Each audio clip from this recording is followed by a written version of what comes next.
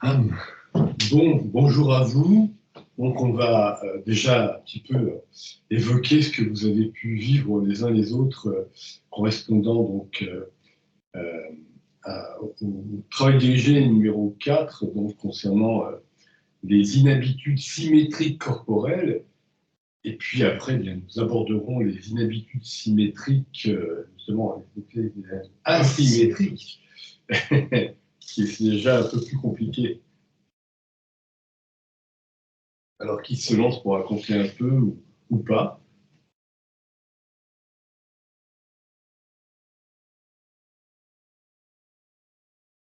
Personne, moi je vais bien me lancer là. Donc moi j'auto-observe beaucoup. Vous m'entendez bien? C'est bon? Oui, oui. D'accord.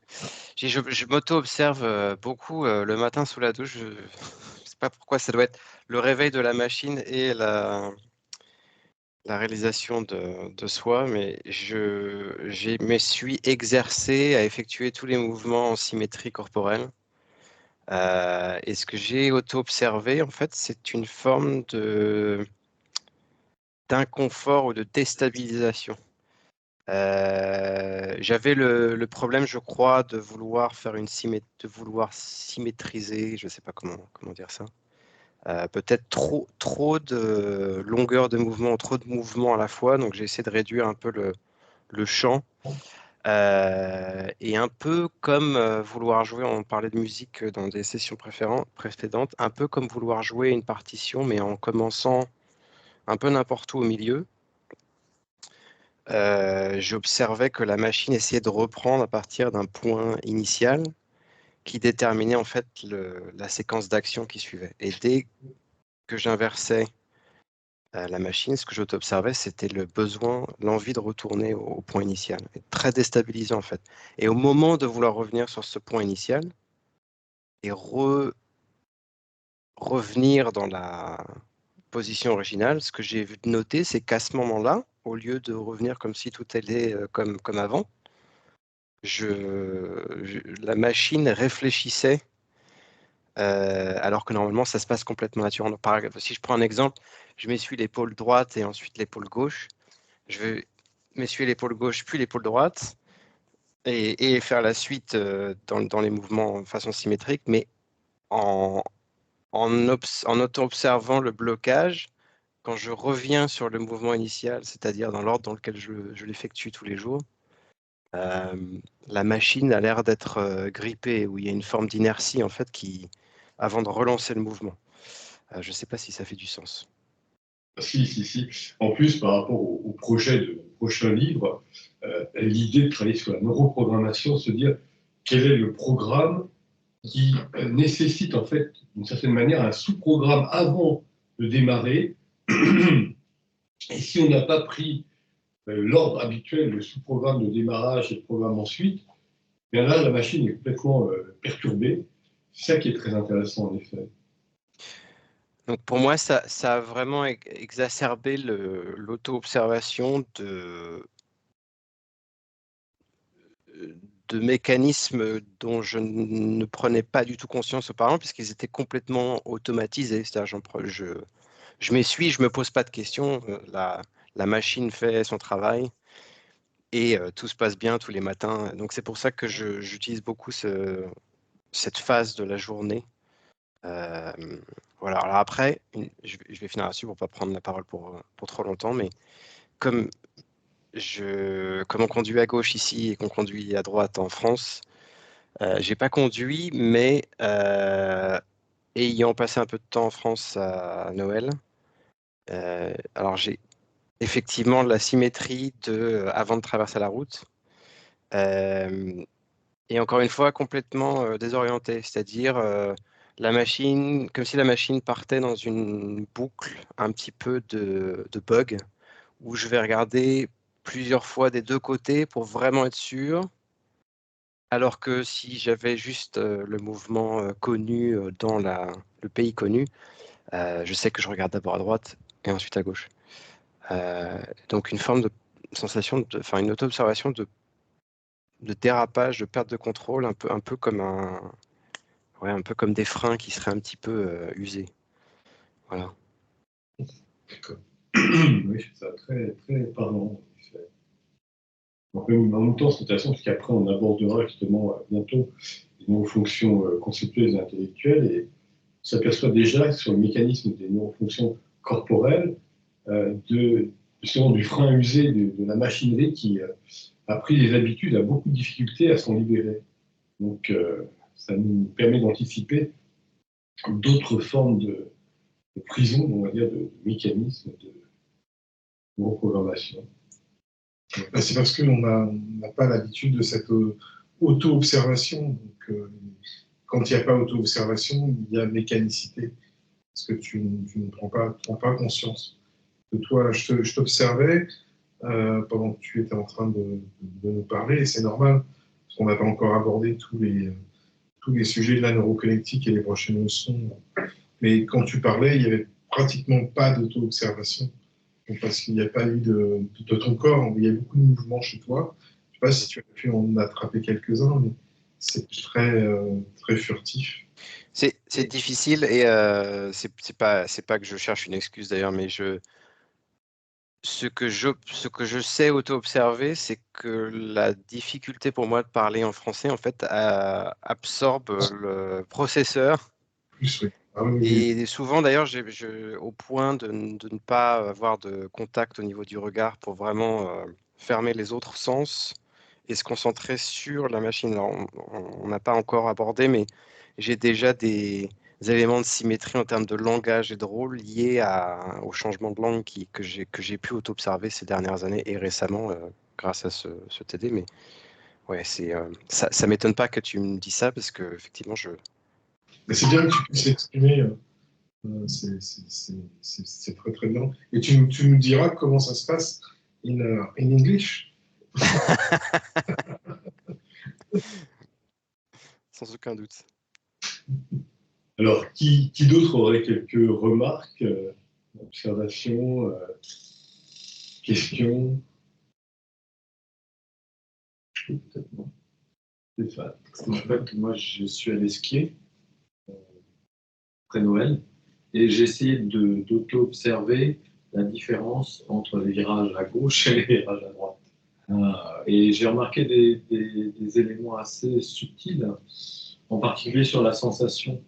C'est-à-dire que dans les virages à gauche, j'ai une sensation un peu de douleur dans la cuisse qui remonte un peu vers la colonne, cuisse droite et qui remonte vers l'arrière de la colonne comme ça. Alors qu'à droite, en fait, je n'ai pas cette sensation et le virage est plus à un rayon plus court.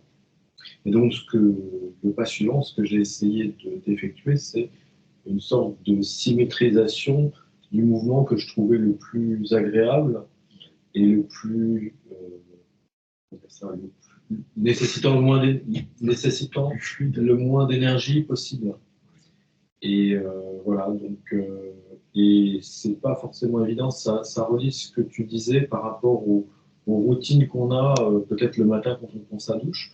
En fait, comme ça fait très très longtemps que j'ai fait du ski très très jeune, en fait, c'est vraiment complètement calmé. Et donc, ça me nécessite un gros effort, par exemple, pour remettre mon centre de gravité un peu sur l'arrière au milieu du virage. Ça nécessite un vrai effort qui me provoque des douleurs dans les vertèbres, la troisième vertèbre et la quatrième vertèbre. Et donc, en fait, ce que ça me montre, c'est la véritable asymétrie de ma façon de skier. Je ne skie pas pareil, en fait, en tournant à droite et en tournant à gauche. Voilà, c'est intéressant comme auto-observation. Surtout que c'est très très fin parce que comme je fais du ski depuis 6 ans, en fait, j'ai vraiment une sensation de tout mon corps et de tous les muscles. Donc c'est vraiment très... Et donc ça se relie aussi au travail que j'effectue sur la colonne vertébrale. En m'auto-observant, je vois que j'ai quelque part une sorte un peu de décalage de la colonne par rapport au bassin. Je sens que c'est pas tout à fait équilibré. Et c'est ça qui vraisemblablement me cause des douleurs sur un des virages. Et voilà, donc c'est un peu un work in progress. D'ailleurs, moi je l'ai observé il y a quelques années sur ces mécanismes, par exemple de la marche, tout simplement. Et tu t'aperçois en effet d'une dissymétrie évidente parce que oui, voilà, tu marches dans tel sens, tu lances telle jambe pour aller vers ta droite ou vers ta gauche, et voilà que ce sera telle amplitude ou telle autre, ce sera telle puissance donnée dans le pied, dans tout le pied ou pas. Et là, tu te dis, waouh, c'est complètement câblé différemment. Alors, Et excuse-moi, je t'interromps, mais il y a une deuxième observation qui m'a vraiment choqué. C'est par exemple lorsque je vois bien, c'est-à-dire que je fais soleil et je vois le relief, et lorsque je ne vois pas le relief, c'est vrai que tout se crispe. Pourtant, j'ai un bon niveau de ski, mais c'est vrai que ça modifie la façon dont ma biopsychomachine skie, et il y a une sorte d'émotion de peur qui monte, et effectivement, je skie pas pareil. Je suis obligé de faire un effort, d'effectuer un effort pour relâcher la tension qui est liée à la peur, qui est liée elle-même au fait que je ne vois plus bien le relief. Et à ce moment-là, ça revient et ça redevient fluide. Et c'est très, très. Ça a un impact très fort. La vision a vraiment un impact extrêmement fort sur la façon dont le corps se met dans les virages. C'est super intéressant. d'ailleurs, il y a beaucoup d'expériences, on en reparlera au fil du temps, mais on peut marcher les yeux fermés et puis avoir une sensation de notre jambe, de notre épaule, et on se rend compte à quel point nous sommes dépendants justement de notre vision qui nous rassure, qui nous mise en confiance. Et quand la vision défaille, on n'est plus très sûr de quoi que ce soit. Donc, ça aussi qu'il y a une symétrie à observer, mais là, un peu plus loin, entre la vision et l'équilibre, par exemple. Oui. Alors, qui d'autre a quelques observations à nous narrer, côté de Laurent, ou bien Carole ou Olga? Oui, bonsoir. Bonsoir. Oui, mon observation, c'était par rapport à, je dirais, l'habitude qui est assez puissante et forte de certaines choses. Par exemple, voilà, j'ai l'habitude, quand je m'assois, croiser les jambes, droite sur gauche, toujours droite par-dessus. Donc, Apparaîtrais-tu, Olga, parce que là, on ne te voit qu'en médaillon avec ton tendre ami, et on ne te voit pas en direct. oh, oui, parce que oui, j'ai enlevé l'image, tout à fait. C'est plus sympathique de voir quelqu'un en direct quand il parle, évidemment. Je comprends. Est-ce que je peux poursuivre ou... Tu peux poursuivre. Mhm. Voilà, donc ce que je voulais dire, c'est que en créant la symétrie, consciemment, forcément, voilà, je change la position des jambes pour faire dans notre sens. Et il suffit juste d'attirer mon attention sur une activité, admettons la lecture, et donc plus de contrôle de, de cette position. Le corps, enfin voilà, plus tard, je remarque que ma position, à nouveau, le corps, il a dû prendre son confort, donc changer pour se mettre dans la position initiale. Voilà, donc ça s'est produit aussi quelquefois, par exemple, l'habitude de parler au téléphone et prendre le téléphone côté droite et pas côté gauche. Donc, consciemment, je le prends pour écouter côté gauche. Et dans l'action de conversation, j'arrête forcément de contrôler quoi que ce soit et je me perçois que je ne sais même pas comment le téléphone se retrouve à nouveau de l'autre côté. Voilà, c'est-à-dire cette recherche de confort quand on ne fait pas attention, forcément. Voilà, donc c'est un peu ça et pareil un peu au niveau de la vue. quand j'aborde un sujet et je me concentre sur le sujet, si j'ai quelqu'un en face de moi, j'ai en effet tendance de regarder ailleurs que la personne, tout simplement pour garder ma concentration sur le sujet. Et quand je lève les yeux pour voir la personne, là, voilà, je vois que la pensée ne suit plus. C'est déroutant. Voilà, c'est un peu juste ça. Après, forcément, certains inconforts de faire la symétrie de ce qu'on n'en avons pas habitude, tout simplement. Donc, c'est ça ma remarque.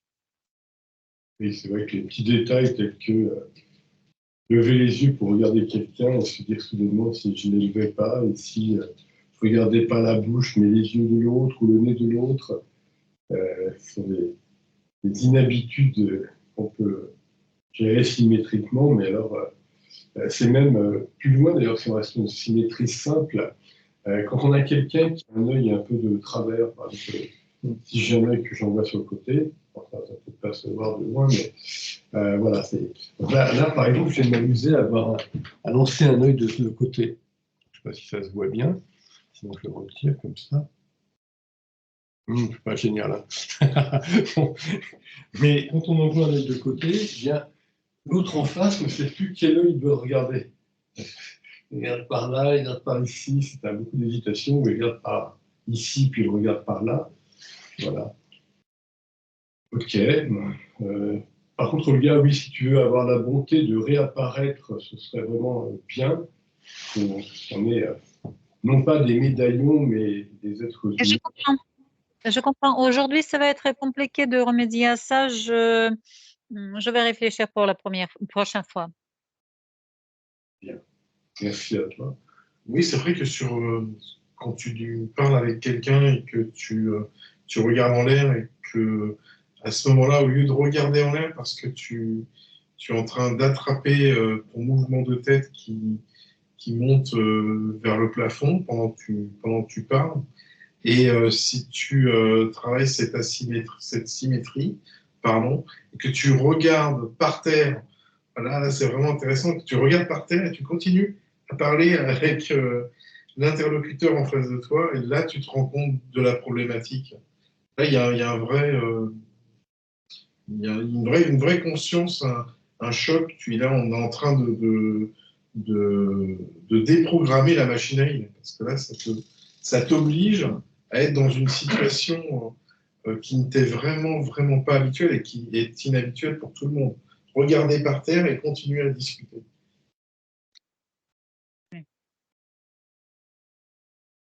Je vois Laurent qui lève le doigt. Je dirais, en tout cas, pour dire que des fois, quand je fais une conversation avec plusieurs personnes, j'ai tendance à mettre ma main sous le menton. Et je pourrais mettre comme ça le doigt. C'est une façon de, comment dire, me rassurer ou montrer que je suis confortable dans la présence des autres. Alors, je t'invite, Laurent, à une modification linguistique. Donc, c'est pas lorsque je place ma main ici, mais plutôt lorsque ma main, sans moi, se place ici, et que moi, en tant qu'observateur, je découvre, tiens, elle est comme ceci.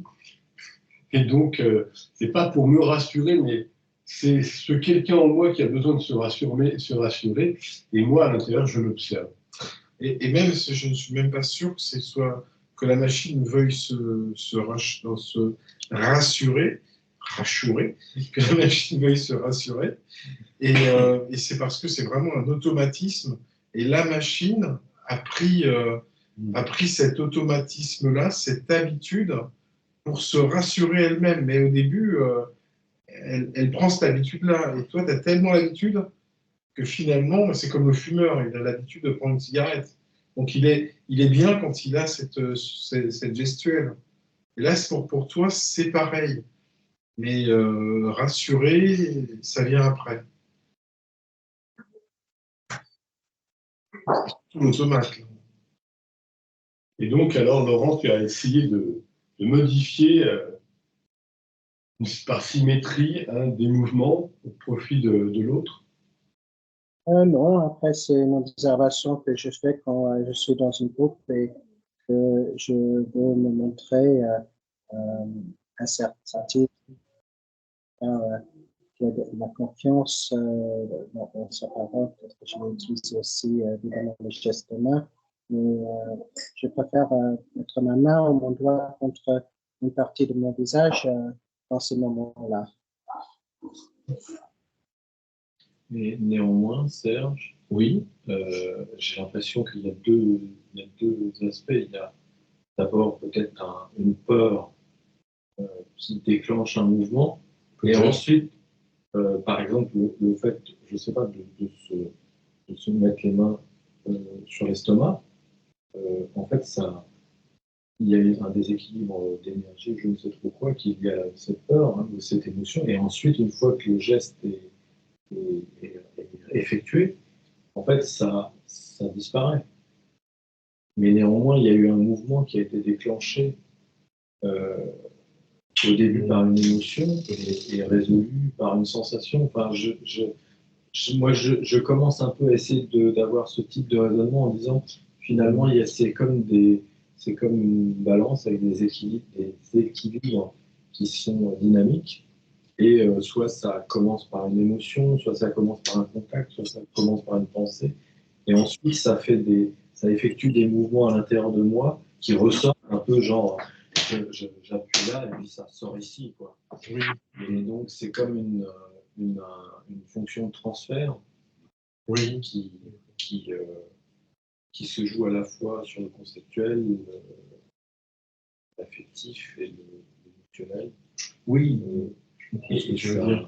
Et ça joue, ça tricote, ça tricote. Oui, parce que tu disais, un processus sensationnel qui devient un processus émotionnel, le contraire. C'est ça. Et après, la problématique, c'est de faire en sorte que ça ne soit pas trop automatique, sinon on est prévisible. Oui, la gestuelle, la posture, on stabilise la machine. Oui.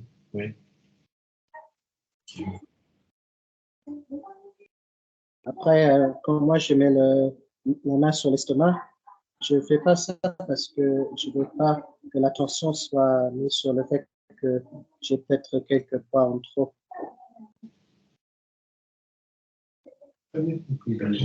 L'attention, oui. Tu peux nous répéter?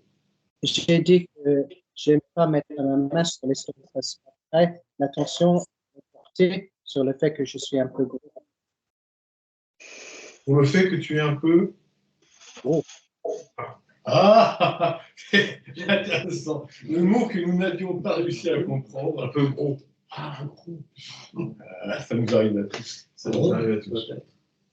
Peut-être. Donc, blague à part, oui, c'est tout à fait, il y a des tas de processus sous-jacents.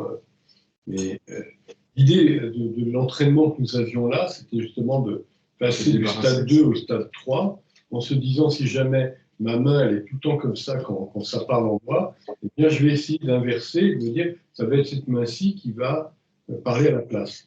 Donc, à partir du moment où on joue sur comment je peux stopper un mécanisme et le remplacer par son, entre guillemets, sa symétrie, voilà, son symétrique, eh bien, à ce moment-là, on découvre justement les difficultés. On revient sur ce que disait Stéphane concernant les câblages. La plupart de nos câblages reviennent à très très tôt. En fait, c'est au niveau embryonnaire qu'on a les b.a.-ba de câblage. Avant même fœtus et bébé. C'est vraiment ça se construit tout au début de notre formation. Donc après, se décabler ou remplacer un câblage par un autre, en effet, c'est une sacrée gymnastique et ça renforce notre volonté, notre capacité à désirer et à vouloir et à pouvoir. Là, on a remarqué chez Danchi, il y a un câblage comme ça.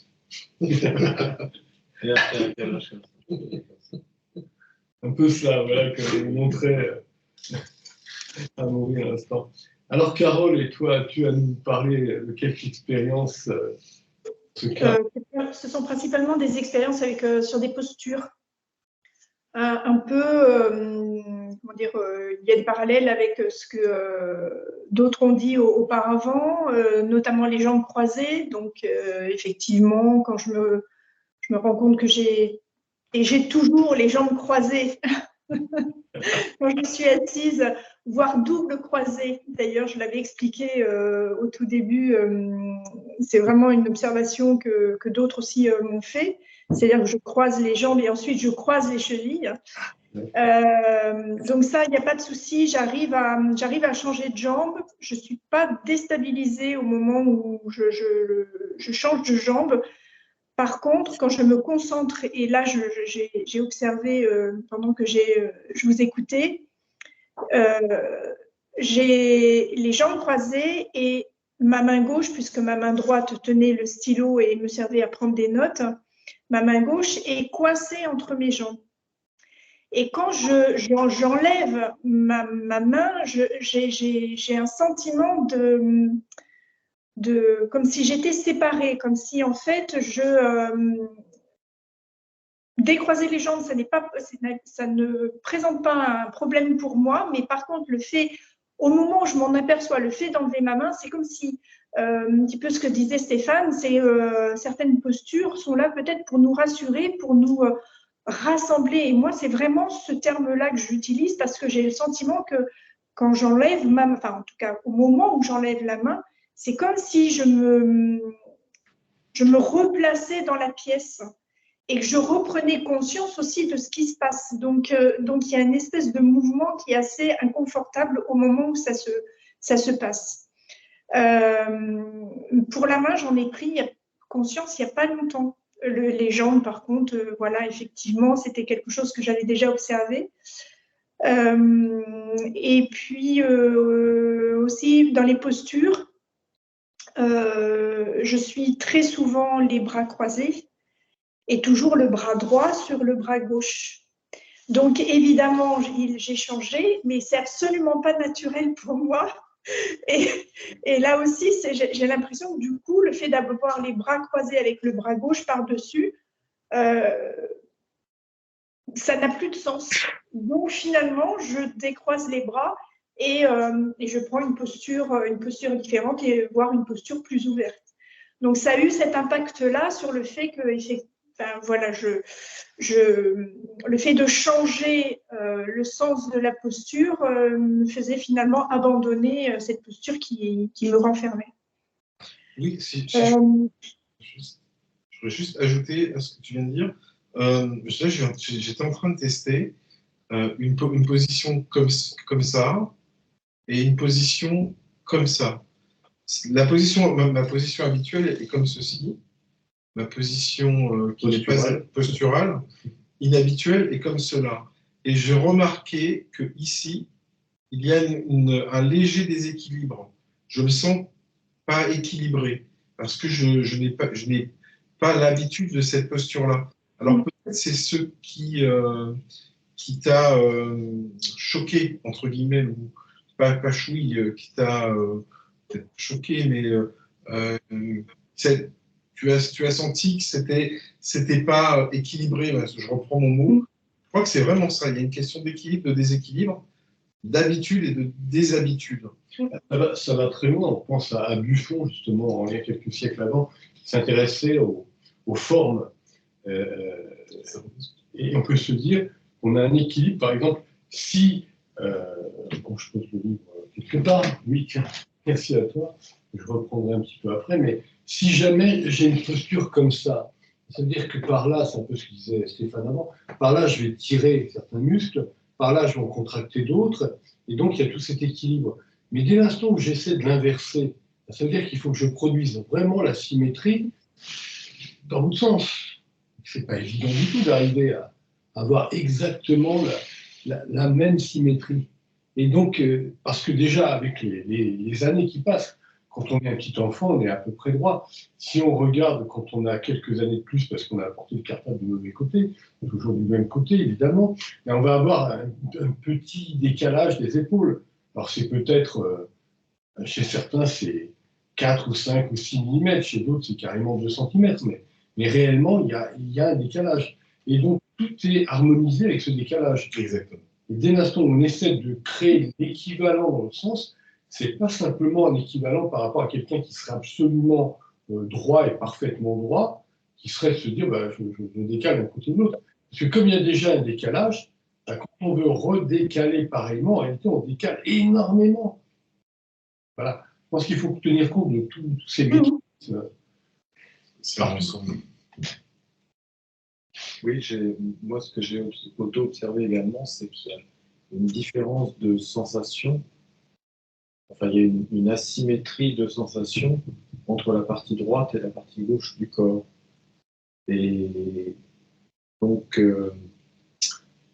il y a effectivement des positions qui sont différentes, mais il y a également une sorte de sensation qui est vraiment extrêmement différente, alors que peut-être la position est la même. C'est-à-dire que la position, je ne sais pas si par exemple je pose mon bras comme ça, je suis dans une certaine position, si je symétrise et je pose mon bras comme ça en recroisant, là j'ai effectivement une sensation qui est différente.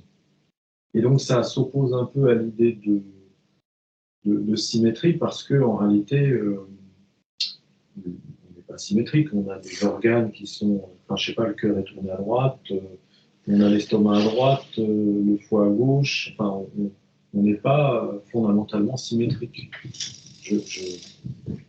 Et donc je ne peux pas m'empêcher, moi, par rapport à mon activité d'introspection, de sentir cette sorte d'asymétrie de sensation qui ne doit pas forcément être perçue comme quelque chose de déséquilibré. Je ne sais pas si c'est très pertinent ce que je dis. Si, c'est tout à fait la chanson connue. J'ai le foie qui est trop gras, j'ai la main qui se glace. C'est ça.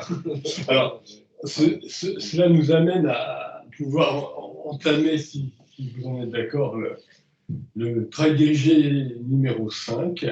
Donc, je reprends le livre, alors, le livre de référence concernant donc, l'enseignement. Et donc là, ce que j'ai programmé, ce sera de nous lire un petit peu ce que d'anciens étudiants avaient noté, parce qu'il y a des textes qui sont vraiment très interpellants et qui donnent l'idée, qui va nous permettre après d'entrer en expérience, de discuter les uns avec les autres sur on pourrait essayer ceci, on pourrait essayer cela. Et donc, je vous lis. Donc, il y avait d'abord une suite d'expériences d'étudiants concernant les non-fonctions corporelles, donc 4, 5 et même 6, notamment escalier et marche-escalade d'un étudiant. Alors, je commence, puis je passerai à mes proches.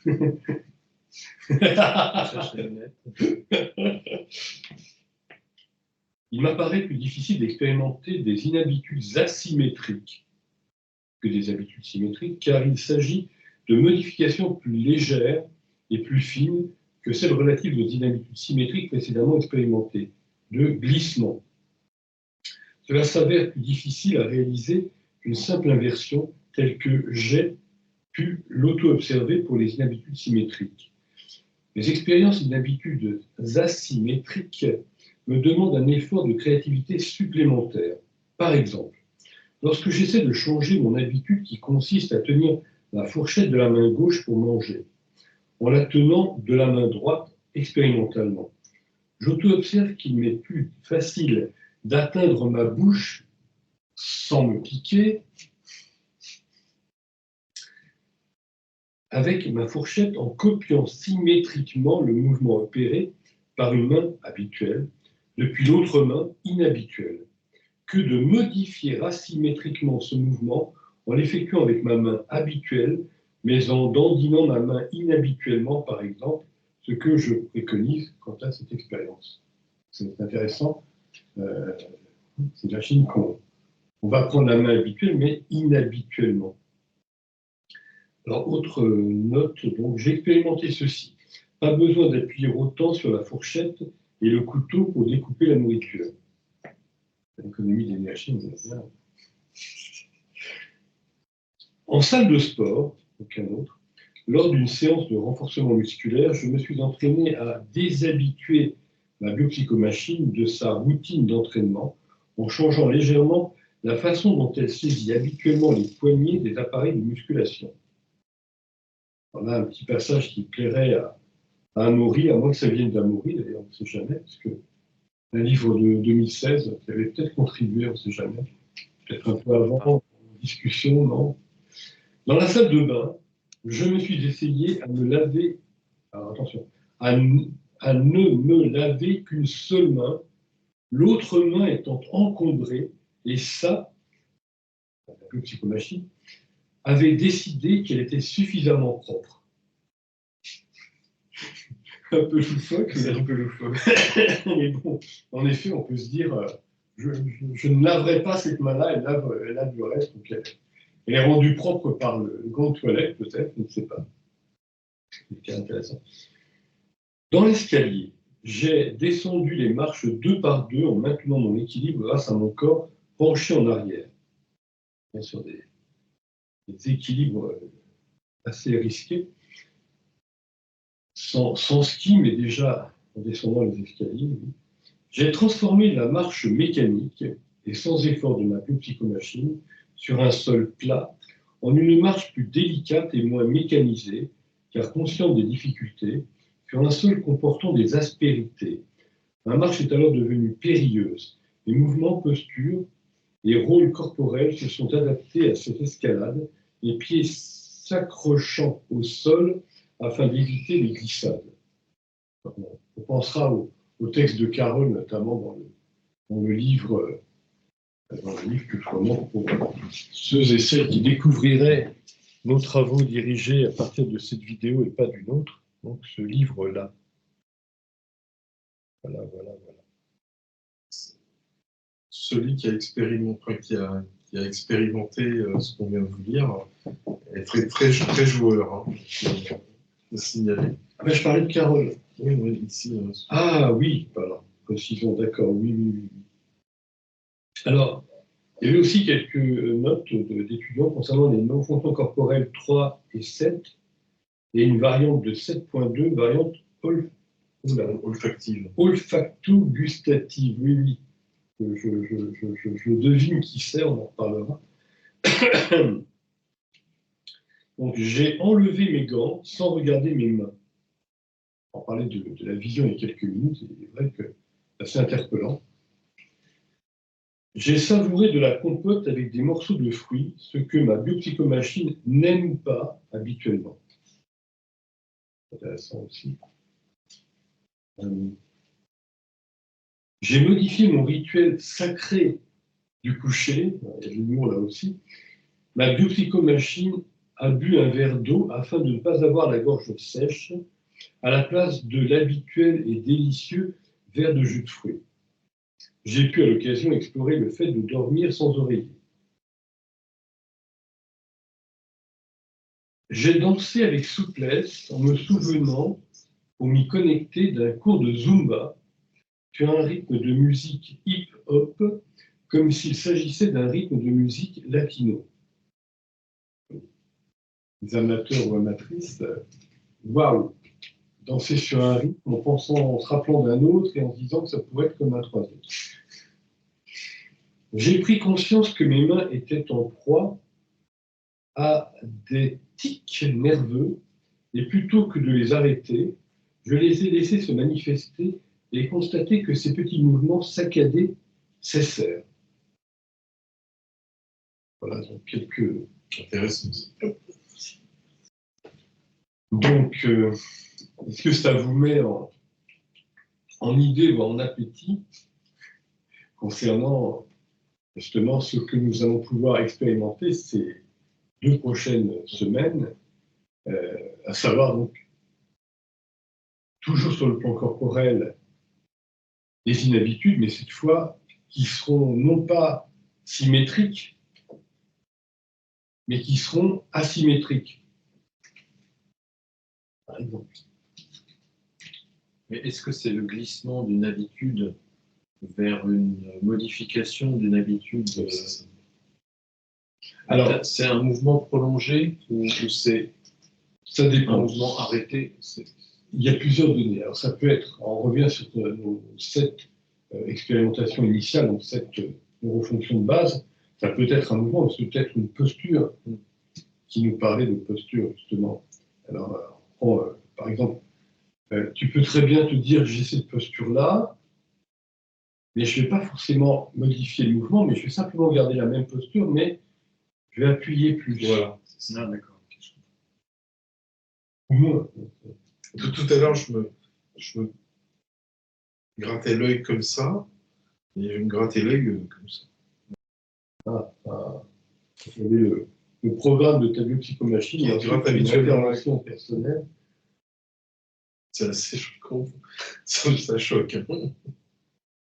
Est-ce qu'il s'agit d'implémenter différentes façons en fait d'un mouvement? Par exemple, j'ai déjà essayé de monter ou descendre l'escalier, mais à l'envers. Ou est-ce que ça, par exemple, ça serait qualifié d'inhabitude asymétrique? Ou sur le côté où on peut chasser, en gros, de déstabiliser l'habitude, la façon, on va dire, normale ou standard de la machine. Et au moment d'entrer dans le mouvement, de se dire, on va essayer autre chose pour que ce soit pas justement la façon standard. Disons, pour te répondre de façon la plus large et la plus simple possible, disons que si on considère que une inhabitude symétrique, c'est précisément de simplement prendre la symétrie, donc simplement du calcul binaire. Si c'est pas A, c'est anti-A. Si c'est pas A, c'est anti-A, etc. Mais là, on va essayer de complexifier. On va essayer n'importe quoi, mais qui complexifie. Et là, ça deviendra asymétrique en soi.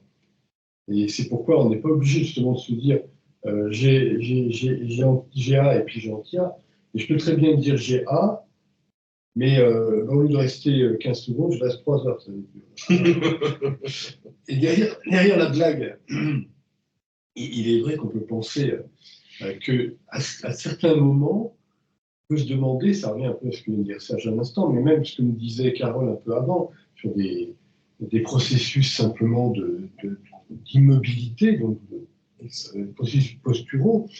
Quand on pense à l'histoire de la Seconde Guerre mondiale, où il y avait donc je ne sais plus si c'était pas c'est un bataillon d'Anglais qui avaient été prisonniers des Japonais. Je pense que c'est un bataillon entier, enfin, un certain nombre de gens, et il y avait donc un officier supérieur et peut-être un général, je ne me souviens plus. Qu'importe, nous étions jeunes, mais bon. Et à un moment donné, alors les Japonais essayaient de déstabiliser psychologiquement les Anglais. Et donc, à un moment donné, sous le soleil, bien tapant, il leur ordonne de marcher, mais à l'envers. Pas comme ça, mais c'est comme si. C'est super dur. Alors là, très intelligent. Mais surtout, là, on peut se dire, est-ce que c'est une inhabitude symétrique? Oui, bien sûr. Mais quand on la commence, est-ce que ce n'est pas à un certain degré, pour ceux qui la commencent, une inhabitude asymétrique? Donc c'est comment, on revient sur tout ce qu'on a dit avant, comment notre cerveau, c'est un peu entre les réseaux de commandes qui sont dans le préfrontal au niveau frontopolaire et ce qui a été mis en réserve dans le cervelet, qui est finalement l'habitude de fonctionnement de la machine. Donc au début, j'apprends à pédaler à vélo, c'est très dur, il y a l'équilibre, avancer, ceci, cela. Puis au bout d'un moment, ça y est, c'est enregistré, il n'y a plus qu'à monter sur la bicyclette et toute la neuroprogrammation est en route. Donc là, l'intérêt, c'est en effet de se dire, on est dans une nouvelle programmation et au moment où elle n'est pas encore passée dans les mécanismes, donc elle n'est pas encore habituelle, mais on peut se dire qu'au tout début, on peut se dire à un certain niveau, même si elle peut paraître finalement un peu symétrique, mais c'est tellement bouleversant que c'est un peu comme une asymétrie. Oui, ça doit vous sortir vraiment de votre confort. Confort habituel, vous devez sentir un inconfort, une inhabitude inconfortable par rapport à l'habitude confortable. C'est ça qui doit émerger de ce travail à chaque fois. Je ne sais pas si ça a à voir, mais ça me remémore un ami qui avait la maladie de Parkinson. Et il expliquait qu'il avait du mal à marcher, donc il hésitait, il avait vraiment des difficultés. Et donc une des manières de réussir à réenclencher le mouvement automatique de la main, c'était justement de créer, de partir vers l'arrière Pour et réenclencher. pour réenclencher. En fait, ça brisait l'espèce de blocage qu'il avait sur la marche automatique naturelle. Et le fait de consciemment repartir en arrière, en fait, après, ça repartait tout seul en avant. Et il auto-observait ça lui-même dans sa propre biopsychomachine, qui était d'ailleurs qu'il observait de façon très lucide. Donc il observait ses traits de mouvement. Oui, c'est très interpellant ce que tu dis, parce que souvent on discute, quand on parle un petit peu de la neuroconnectique en termes de nouvelles disciplines neuroscientifiques, on se dit, mais est-ce qu'on n'est pas devant, alors, quand on parle d'un stade 1 de veille, on est un automate, on ne sait même pas, un stade 2, on prend conscience, tiens, ces automatismes en moi, un stade 3, on se dit, tiens, si je modifiais les automatismes, et sans aller plus loin vers d'autres stades plus complexes, se dire déjà, est-ce que d'une certaine manière, ce ne serait pas comme l'automobile avec conduite manuelle, première vitesse, deuxième, troisième, et ça revient exactement à ce problème-là, c'est que d'une certaine manière, on peut se dire, quand j'auto-observe ma machine en dérèglement, ça nous réveille, ça nous amène à un stade 2 de veille, parce qu'on est trop dans l'atrocité de pouvoir effectuer un geste, un processus, là par exemple le Danfield que j'auto-observe, on est trop dans l'atrocité. Voilà, j'étais à ce moment-là en train de m'auto-observer en me disant, mais imaginons, concevons, conceptualisons que chacun de nous, ne puisse même plus avoir ce genre de geste. Je veux ce geste, et je suis complètement, quelle horreur. Et j'habite là-dedans, et c'était moi avant, mais je ne peux plus. Et j'ai mes 117 ans, comme tout le monde le sait, forcément. Voilà. Donc, à un moment donné, oui, c'est assez interpellant de se dire, je vais revenir à la vitesse d'avant, et donc finalement à la neuroprogrammation d'avant. Je vais toujours, pour vous intéresser à participer aux uns et aux autres, au prochain livre collaboratif, justement, sur la notion de neuroprogrammation, parce que c'est, à mon avis, une clé extraordinaire pour comprendre, pour le 21e ou 22e siècle, comment ça fonctionne en nous, en intégrant la possibilité de fonctionner autrement. Petite parenthèse publicitaire nécessaire, évidemment, avec beaucoup de tendresse.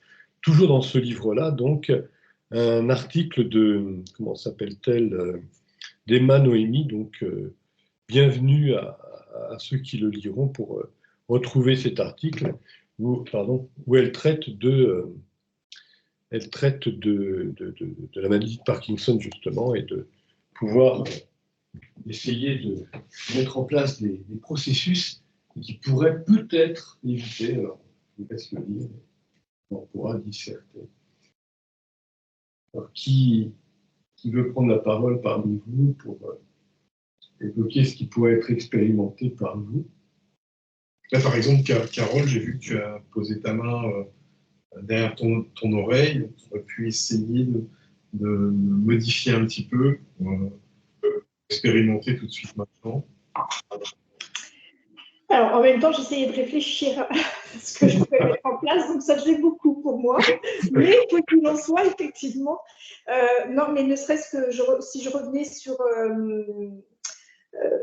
ce que j'ai évoqué tout à l'heure, avec justement le fait que j'étais désarçonnée par le fait que je puisse, en enlevant ma main qui était coincée dans mes jambes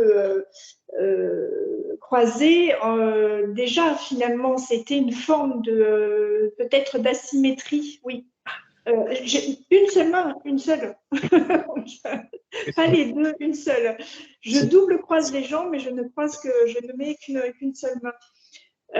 Ça peut être déjà un point de départ. J'avais bien entendu, parce que l'autre était en train d'écrire, mais je vais en rajouter pour montrer un peu. Oui. Ça pourrait être un point de départ, mais sinon, dans les lectures que tu as fait d'Anfield, ce qui m'intéressait, c'était les expériences gustatives et olfactives. Donc, j'aimerais effectivement peut-être partir sur cette idée, mais pour l'instant, j'ai pas d'idée plus plus précise que de dire bon, je vais remplacer le café par du thé parce que je suis un peu accro au café, voilà.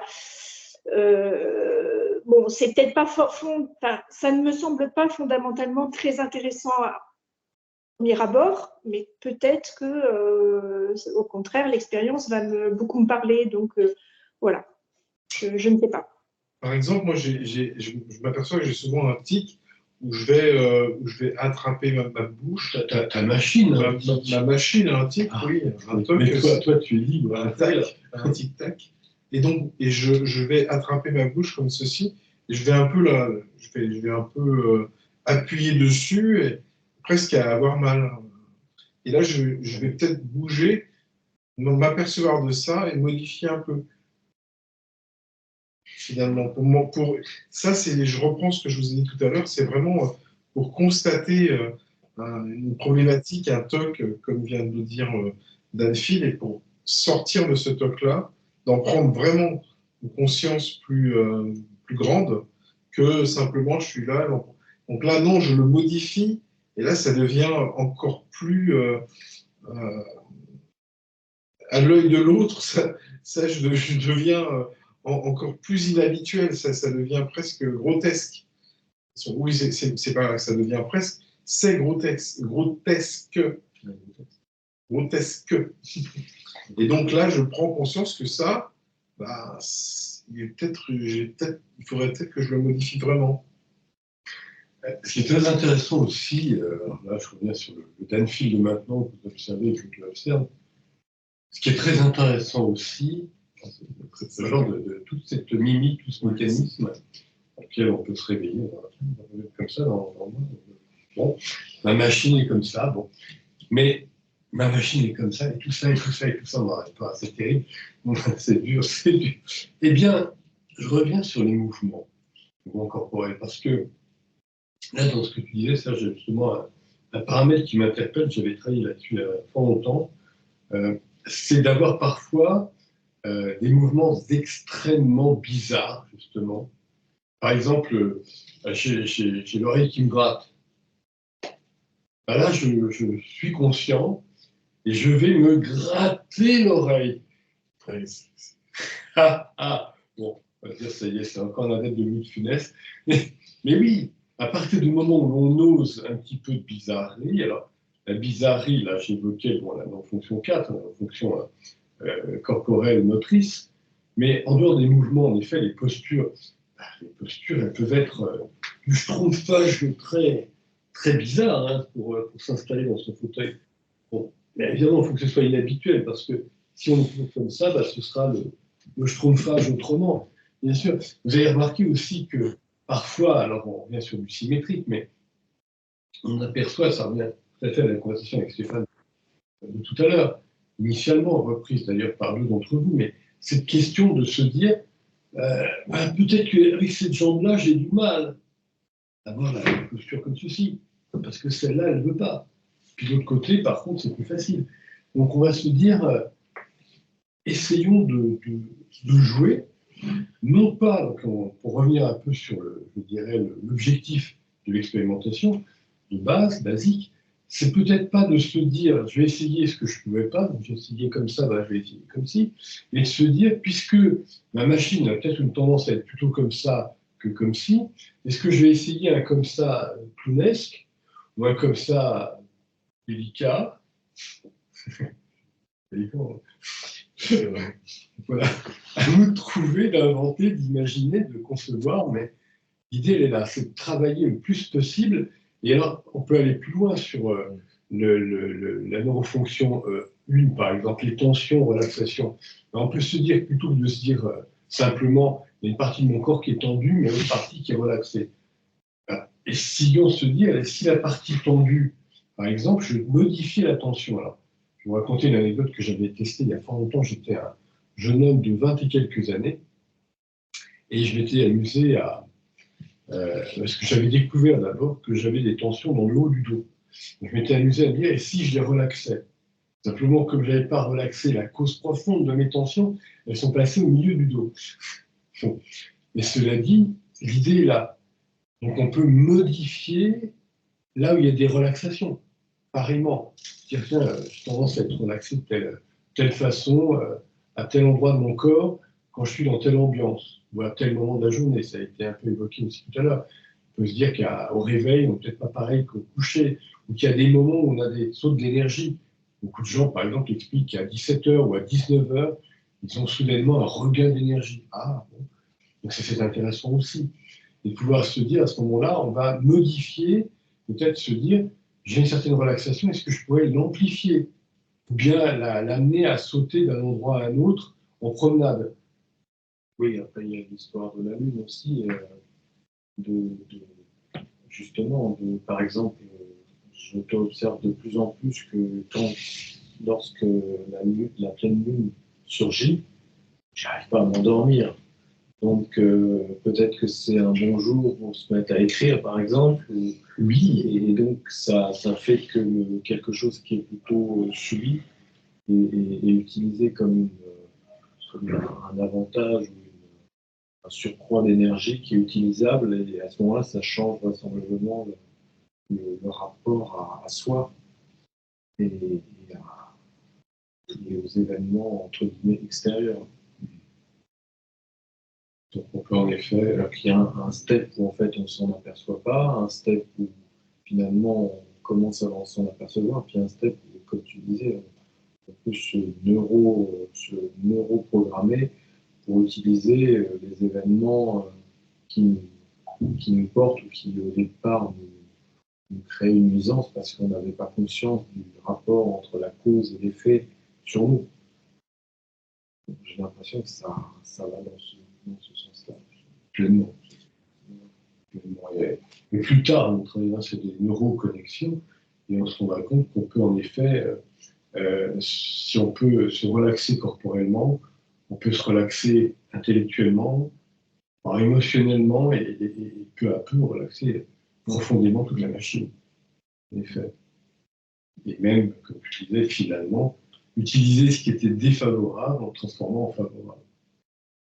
Il y a aussi, je pensais, le positionnement extracorporel. Donc, quand on a l'habitude d'être sur un divan, on va toujours se positionner pratiquement par habitude dans le même endroit du divan, plutôt à droite, plutôt à gauche, plutôt au milieu. Et donc, dans les inhabitudes symétriques, on aurait été se positionner de l'autre côté. Si je me positionne à droite du divan, je vais aller me positionner complètement sur la gauche. Et là, on va se positionner peut-être un peu au centre ou un peu différemment que la position. Sur la chaise à côté. Voilà, habituelle. Oui, c'est ça. J'ai une question sur au niveau des tensions, au niveau de l'asymétrie musculaire, si je puis dire. J'ai ce problème-là, mais je voulais savoir la différence entre l'observation et l'auto-observation, parce que moi, je prends l'exemple du croisage de jambes. Comme je pense un peu tout le monde, j'ai une jambe qui se croise toute seule sans problème, qui a une flexibilité pour passer sous mon bureau, on va dire. Donc, il n'y a pas de problème, je le fais sans problème. L'autre jambe, par contre, je suis obligé de me contourner parce que en fait, elle est assez... il y a peu de flexibilité au niveau des hanches. Et donc, ça tire sur le muscle. Donc là, c'est pas une auto-observation, c'est une observation parce que je ressens clairement. Et je me suis habitué à essayer d'équilibrer puisque je sais que c'est parce que j'ai passé 30 ou 40 ans à croiser toujours une jambe plutôt que l'autre. Donc j'ai développé probablement une flexibilité. Et je me suis entraîné à changer ça de côté. Mais je l'observe comme une tension musculaire, si tu veux. J'ai pas la sensation que c'est la machine en moi qui contrôle ça, mais plutôt moi qui le contrôle. Donc j'ai du mal à faire la différence entre l'observation et l'auto-observation dans ce cas-là. Alors, je te répondrai à partir de l'élément visuel qu'on évoquait un petit peu avant. Je dirais qu'une certaine manière, on est tellement habitué à utiliser le système visuel à 80% en termes de perception que, on va dire, j'observe que qu'il y a de la lumière là-bas. Bon, j'observe qu'il y a de la lumière là-bas. Et pareillement, j'observe que j'ai une jambe qui s'est croisée sur l'autre. Mais par contre, maintenant, passons à un autre réseau de neurones, non plus donc visuels, mais plutôt des neurones qui vont être sensoriels. j'ai la sensation du poids de ma jambe, de la masse qui s'écrase, de la pression. J'ai du mal à tordre ma jambe, oh là là là là. Et qu'à partir du moment où j'ai cette sensation, là, je ne suis plus dans de l'observation. D'accord. Et c'est ça qui est très intéressant, c'est de nous entraîner, justement, pour ceux et celles qui pourront pratiquer, et qui ont déjà pratiqué, certaines expériences que j'ai proposées en termes de marche neuroconnectée. On marche et on va essayer, en marchant rapidement, en gardant le rythme rapide qui nécessite une attention vers un effort musculaire, donc corporel, et en même temps, on va essayer de réfléchir et de discuter sur un plan intellectuel assez élevé. En général, au bout de peu de temps, il n'y a plus assez d'énergie pour l'un ou l'autre de ces neurosystèmes. Mais si on y arrive pas mal de temps, et de plus en plus en s'entraînant, et on s'aperçoit à un moment donné qu'on peut avoir un entraînement de base qui est assez particulier, que j'appelle l'exercice de l'aveugle, où on a un bandeau autour des yeux et on a quelqu'un à côté de nous qui va nous dire prête attention à ton genou droit, à ton petit orteil du pied gauche. Bon. Alors ça peut paraître très, très sibyllin, très bizarroïde, très bof, mais en réalité, ça va même très loin. Je raconte volontiers une petite anecdote. Moi, j'étais avec quelqu'un dans ce genre d'expérience, et soudainement, l'attention portée à soi-même de l'intérieur, donc on n'est plus dans l'observation, mais de l'auto-observation, elle était tellement intense que je dis soudainement, mais je vois, je lui ai demandé, un objet droit, long, devant nous. Et l'autre, trop étonné, m'a dit, retire le bandeau, il y avait une bûche d'arbres énorme à manger. C'est en forêt. Donc voilà, on se rend bien compte qu'on peut développer beaucoup de capacités en nous à partir du moment où justement on passe de l'observation à l'auto-observation. J'ai un autre exemple qui me vient en tête, c'est le rapport avec les animaux. Par exemple, autre que les grands singes sapiens. Oui, autre que les grands singes sapiens. Ça peut aussi s'appliquer aux grands singes sapiens, mais si par exemple on a une relation forte avec un animal, en fait, c'est vrai que c'est quelque chose qui, par exemple, on ressent l'émotion de l'animal en question, et l'animal, généralement, est très réceptif à nos propres états d'être ou nos émotions. Et c'est vrai que ça fonctionne quand, justement, on n'est plus collé sur la forme et la dénomination de cet animal-là. Et on s'aperçoit que, par exemple, des animaux comme des oiseaux ou des pigeons, enfin, c'est ça, mais on s'aperçoit que si on est vraiment l'esprit très calme, en fait, on peut quelque part presque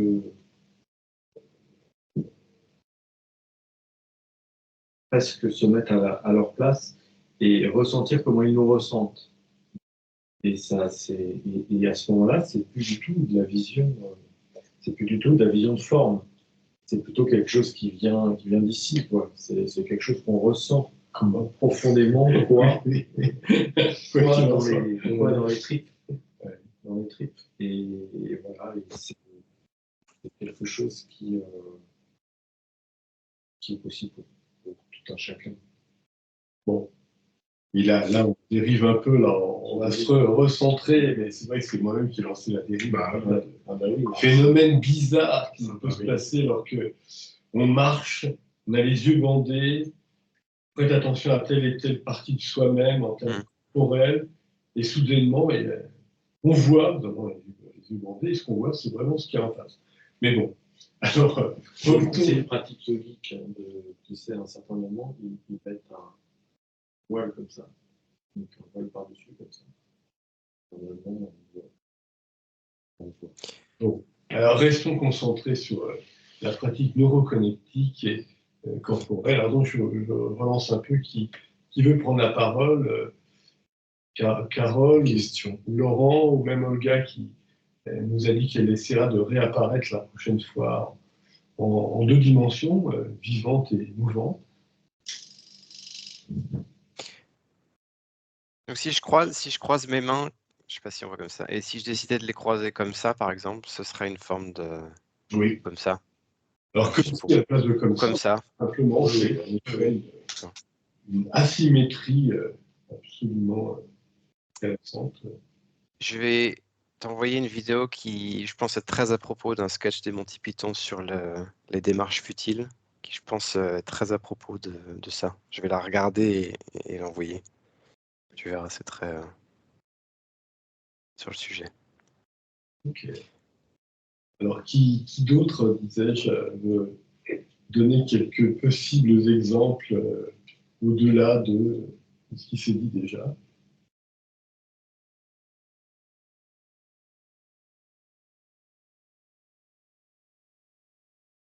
Alors, il n'y a pas de son car on voit les mandibules qui bougent. D'ailleurs, c'est vrai. Je pensais avoir appuyé sur ma tablette, mais le positionnement à table, j'ai toujours la même place. C'est-à-dire j'ai 4 enfants, donc en fait, on a plus ou moins tous nos places attitrées.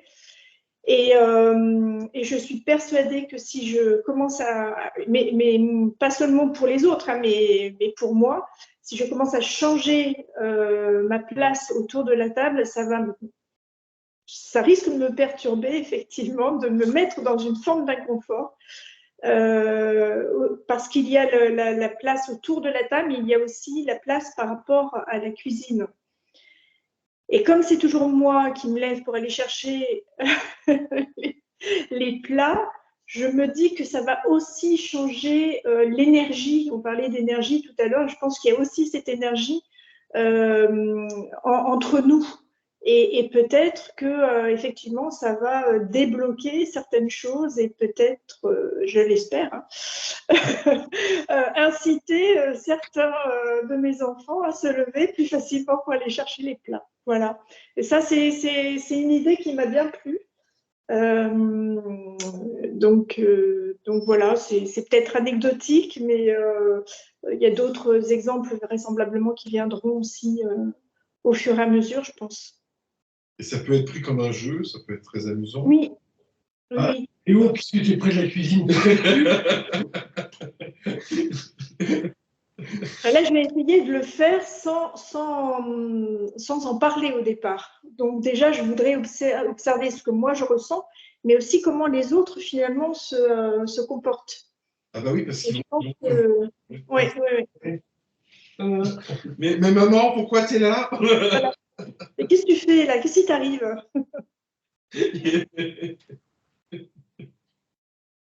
Oui, voilà, ça peut être plus grave, attention. Je n'ai pas osé le dire, mais c'est plus mes mamans, vous n'êtes plus maman. Qui es-tu? Sortez de ce corps. C'est dangereux.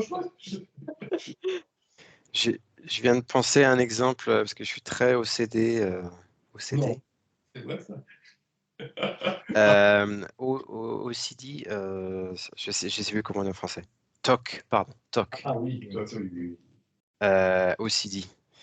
Parce que j'ai des vêtements en train de sécher à côté de moi et je me suis dit je vais essayer de les plier différemment et de plier mes t-shirts n'importe comment ou différemment. Et c'est très difficile pour moi, rien que d'y penser. J'ai auto-observé ou j'ai entendu une petite voix en moi qui me disait non. Et sans démarrer le mouvement, j'ai déjà une résistance intrinsèque. Ça devrait être intéressant. C'est vrai aussi que, alors on revient là, via Carole, on est rentré dans le schéma relationnel. Et il est vrai que toi qui vis en couple, si jamais les t-shirts qui sont pliés comme ceci, puis comme cela, si tu les plies comme cela, puis comme ceci, tu n'as pas du tout la même forme. Et tu risques, toi, de te dire, bon, c'est une expérience intéressante, et ta chère et tendre, Lorraine, va dire, quoi, ici? Alors c'est moi qui les plie justement parce que c'est moi qui lui dis c'est comme ça que ça se plie, pas comme si. Donc c'est pour ça que je vais essayer de briser mon habitude. Bien, ça nous ramène d'ailleurs à un champ j'allais dire presque de conscience, extrêmement intéressant parce que on est tout à fait on a parlé plusieurs fois dans ces moments de travaux dirigés, c'est atteindre un degré de liberté, mais on ne se rend pas compte à quel point c'est extraordinaire de se dire j'ai telle habitude et soudainement, et simplement, ce sont des mouvements, c'est donc corporel en l'occurrence, ou des postures. On est toujours dans du corporel, on n'est pas encore entré dans l'intellectuel ou dans du conceptuel, encore moins dans l'émotionnel ou motivationnel. Et pourtant, déjà, on se rend compte à quel point c'est bizarroïde pour nous-mêmes de changer un processus. À quel point c'est déstabilisant. Ouais.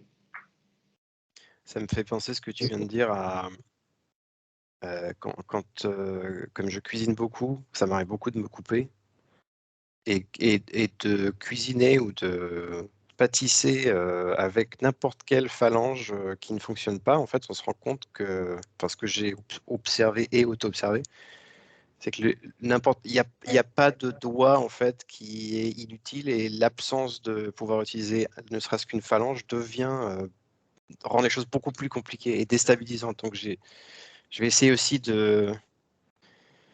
d'enlever un doigt dans la cuisine, je sais pas.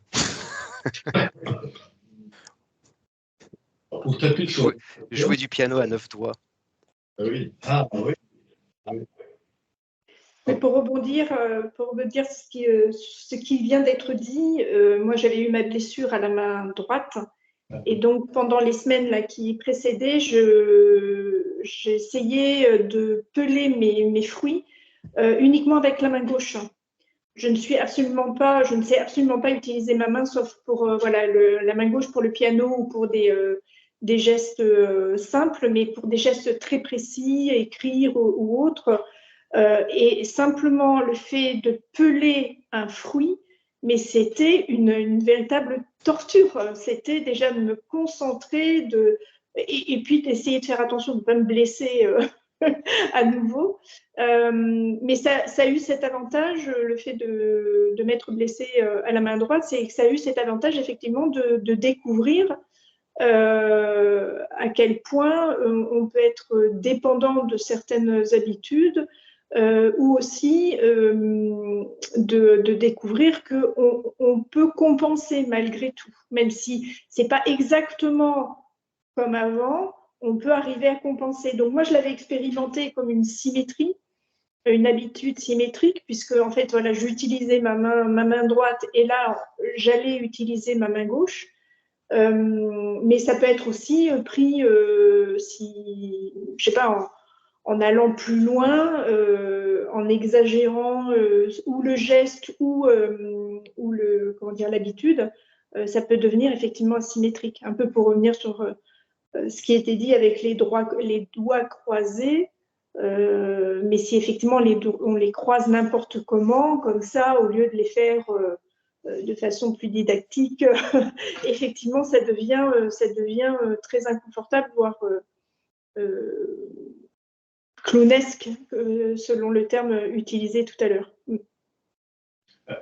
J'ai eu un souci de doigt, il y a eu un moment où je pense de toucher non pas le joli clavier d'un piano, mais simplement celui de mon ordinateur, et j'avais des doigts qui devenaient douloureux. Et je me suis dit, et si j'essayais, c'est très bizarre, d'utiliser les doigts que je n'utilisais pas du tout, et ça fonctionne très bien, bien sûr. Donc on est entre du symétrique et de l'asymétrique, finalement. Il y a toujours cet effort d'inhabitude qui est à travailler. En stade 3 de veille, on force la machine à sortir de son confort et de son mécanisme. Alors je me tourne peut-être à nouveau vers Laurent et Olga, s'ils veulent nous dire quelques mots, à moins qu'ils aient disparu complètement. Non, je voudrais ajouter quelque chose.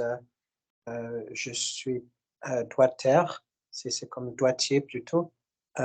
J'ai l'utilisation alors on appelle ça la colonne vertébrale droite. Ça va des Laurent, doigts. peux-tu réapparaître en image si c'est possible pour toi, parce que c'est toujours plus agréable d'observer quelqu'un par... Et comme ça, tu nous montreras justement ce que tu appelles la colonne vertébrale droite. Vous me voyez? Non. Non. Bizarre. Médaillon avec... ah oui. Je ne sais pas trop pourquoi. Normalement,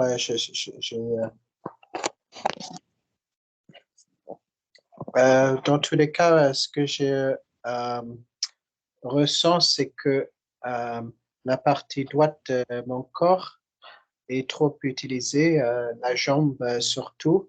Et ça, c'est peut-être parce que j'utilise mon épaule droite tout le temps. J'ai tendance à mettre la pression sur la jambe droite. Alors, l'exercice, ce serait de faire que tout soit à gauche au lieu d'à droite. Alors là, tu es dans du symétrique, mais c'est déjà en effet un effort supplémentaire, parce que le plus important, c'est l'effort d'inhabitude décidée par nous, que ce soit volontaire ou intentionnel, avec un certain temps de recul. Mais là, par exemple, ce qui est très drôle, c'est que pour qui découvrirait cette vidéo, on entend une voix qui émane, on suppose, d'une petite fille qui joue du piano, qui s'appelle Evelyne, et on entend quelqu'un qui répond au prénom de Laurent et qui a une voix d'homme adulte. Et on se dit, ça, c'est pas du tout normal dans mon oreille. Et là, on revient sur audition ou vision, et on se dit, là aussi, nous pouvons chercher à capturer différemment des processus de manière donc inhabituelle. Sinon, finalement, j'entends, c'est un peu aussi comme on a cette habitude, on a quelqu'un qui nous parle et on le voit en face de nous. Mais si c'est par ordinateur, l'image de l'ordinateur, elle est peut-être sur le côté, elle est là, mais nous, on aurait tendance à regarder l'image, donc regarder là-bas. Seulement, on regarde là-bas l'image de l'autre, mais l'autre, en fait, il nous voit à partir de la caméra qui est en face. Donc l'autre nous voit en train de regarder là-bas. Pourquoi là-bas? Ben, je crois que je regarde celui qui me parle. Donc c'est assez intéressant aussi de réaliser à quel point nous pouvons jouer de ces dissymétries en se disant, mais finalement, ça m'est arrivé d'ailleurs, je vous le dis très, très amusamment, récemment encore, j'avais poussé l'image de quelqu'un sur mon ordinateur à qui je parlais sur Skype, et puis en même temps, je savais que quelqu'un me voyait de là-bas. Donc au début, mon œil va chercher vers l'image, puis je rectifie, je regarde, donc j'ai l'image là, qui est complètement inhabituelle, évidemment. Je voudrais revenir sur ton exemple, Laurent, que tu appuies trop à droite. Donc, dans ce travail expérimental, tu pourrais donc appuyer à droite, continuer d'appuyer à droite, mais en appuyant moins, avec moins de pression.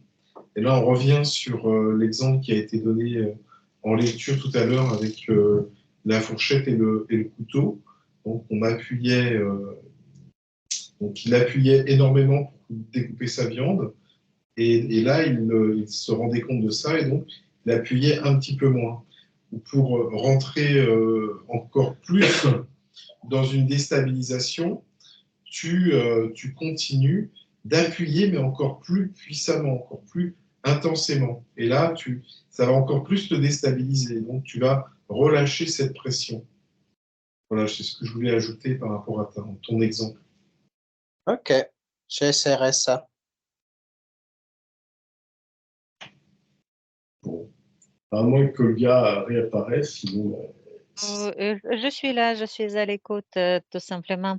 C'est-à-dire, je n'ai pas tout de suite un exemple que je pourrais mettre en place par rapport à moi-même. Ça demande une vraie réflexion. Mais en attendant, tout simplement, j'essaie de capter tous les exemples qui étaient présentés par vous et d'autres participants, tout simplement. Au moins, déjà commencer à mettre en place quelque chose que j'entends et au fur et à mesure observer quelque chose par rapport propre à moi. Voilà, qu'est-ce que ça pourrait être. Mais là, tout de suite, je suis plutôt à l'écoute et je dirais mémorisation. D'accord. Ok. Alors, je vais... Dans ce travail, tu peux, à partir du moment où tu arrives à attraper le moindre geste, par exemple, si tu travailles sur les mouvements, tu attrapes ce petit mouvement, par exemple, tout à l'heure, j'ai auto-observé que j'avais ce petit mouvement. À partir du moment où tu attrapes un mouvement chez toi, eh bien, tu le modifies. Alors, à partir du moment où tu prends conscience d'un mouvement, en prenant l'exemple de la neurofonction 4, évidemment, mais à ce moment-là, tu peux le modifier. C'est pas la peine de chercher. Tu attrapes ce qui est dans la réalité en prenant une décision de travail sur une neurofonction bien précise, et puis ensuite tu la modifies un petit peu ou un petit peu plus, tout ce qu'on a pu dire ce soir. Je comprends en fait pas forcément inventer quelque chose, mais se stopper sur certaines Ça. fonctions, voilà, et faire autrement. C'est ça, c'est ça. D'accord. Bon, alors je vais interrompre l'enregistrement et on va discuter un petit peu entre nous après, évidemment. Interrompre.